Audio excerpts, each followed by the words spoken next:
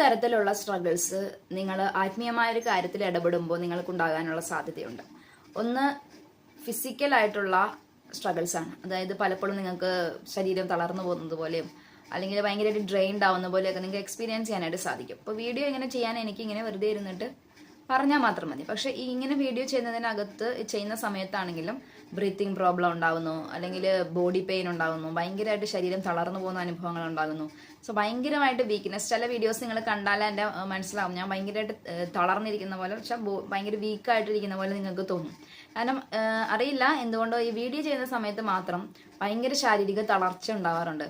മറ്റൊന്ന് mental struggles ആണ്. അത് എങ്ങനെയാണ് ഉണ്ടാവുന്നതെന്ന് പോലും നമുക്ക് മനസ്സിലാവില്ല. അതിപ്പം എവിടെ നിന്നാണ് ഈ മെന്റൽ സ്ട്രഗിൾസ് ഇങ്ങനെ വരുന്നതെന്ന് മനസ്സിലാവില്ല. ആവശ്യമില്ലാത്ത കാര്യങ്ങളായിരിക്കാം, ചിലപ്പോൾ ആവശ്യമുള്ള കാര്യങ്ങളായിരിക്കും, ചിലപ്പം വിചാരിക്കാത്ത ആളുകളിൽ നിന്നാകാം.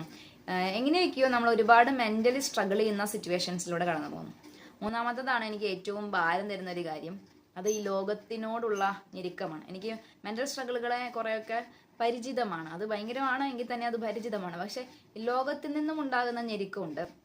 അതായത് നമ്മൾ ചില കാര്യങ്ങളിൽ ഏർപ്പെടുന്നത് കൊണ്ട് നമ്മളൊരു രീതിയിൽ ഇങ്ങനെ മുന്നോട്ട് പോകേണ്ടതുണ്ട്. പക്ഷെ ലോകത്തിനുള്ള ഒരു ആളുകൾ അല്ലെങ്കിൽ ലോകത്തിലെ ചില സിറ്റുവേഷൻസ് ഒക്കെ ഒരു നമ്മുടെ ഉള്ളിലുള്ള സോളിന് ഉപകരിക്കുന്ന രീതിയിലുള്ളതല്ല. നമ്മുടെ ആത്മാവിനെ അസ്വസ്ഥപ്പെടുത്തുന്ന രീതിയിലുള്ള വ്യക്തികളുണ്ട്, സാഹചര്യങ്ങളുണ്ട്, സ്ഥലങ്ങളുണ്ട്. സോ ഇവരിൽ നിന്നും ഉണ്ടാകുന്നത് അൺഎക്സ്പെക്റ്റഡ് ആയിരിക്കും. അപ്പം അത് നമുക്ക് എങ്ങനെ ഡീൽ ചെയ്യണമെന്ന് നമുക്ക് മനസ്സിലാവില്ല. അതെങ്ങനെ മാനേജ് ചെയ്യണമെന്ന് നമുക്ക് മനസ്സിലാവില്ല. കാരണം അത് നമ്മൾ അൺഎക്സ്പെക്റ്റഡ് ആയിരിക്കും. നമ്മൾ പ്രതീക്ഷിക്കുന്ന ആളുകളിൽ നിന്നാണോന്നല്ല നമുക്ക് സ്ട്രഗിൾ ഉണ്ടാവേണ്ടത്. നമ്മൾ വിചാരിക്കാത്തവർ വരെ നമ്മളെ വിട്ടിട്ട് പോകുന്ന സിറ്റുവേഷൻസ് ഉണ്ടാകാം. അത് മനുഷ്യന്മാരിൽ നിന്ന് ലോകത്തിൻ്റെതായിട്ടുള്ള ഒരു ഭാഷയുണ്ട്, അല്ലെങ്കിൽ ലോകത്തിൻ്റെതായിട്ടുള്ള ഒരു ലൈഫ് സ്റ്റൈലുണ്ട്. അത് നമ്മളുടെ ആത്മാവിന് ചേരാത്ത കുറേ കാര്യങ്ങൾ, അല്ലെങ്കിൽ നമ്മുടെ ഒരു ദൈവികമായിട്ടുള്ള ദൈവം ആഗ്രഹിക്കുന്ന ജീവിതത്തിന് ഓപ്പോസിറ്റ് ആയിട്ടുള്ള കാര്യങ്ങളുണ്ട്. അപ്പം അതിനും ഇതിനും ഇടയിലുള്ള നമ്മുടെ ഒരു മനുഷ്യൻ എന്ന നിലയിലുള്ള നമ്മളെ ഒരു ഞെരുക്കമുണ്ട്.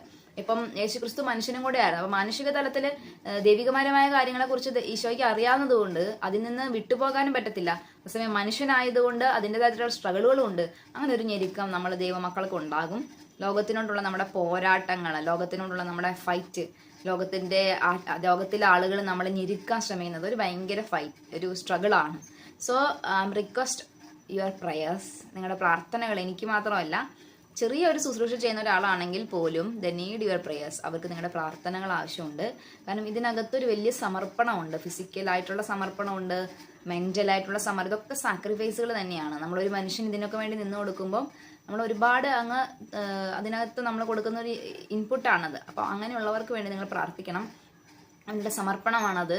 അതുകൊണ്ടാണ് അവർക്ക് ദൈവം ഒരു ഗ്രേസ് കൊടുക്കുന്നത് പല കാര്യങ്ങളും ചെയ്യാൻ വേണ്ടിയിട്ട്. അപ്പോൾ നിങ്ങളുടെ പ്രാർത്ഥനയിൽ നിങ്ങൾ അവരെയും ഓർക്കണം, എന്നെയും ഓർക്കണം. ദൈവം നിങ്ങൾ അനുഗ്രഹിക്കും.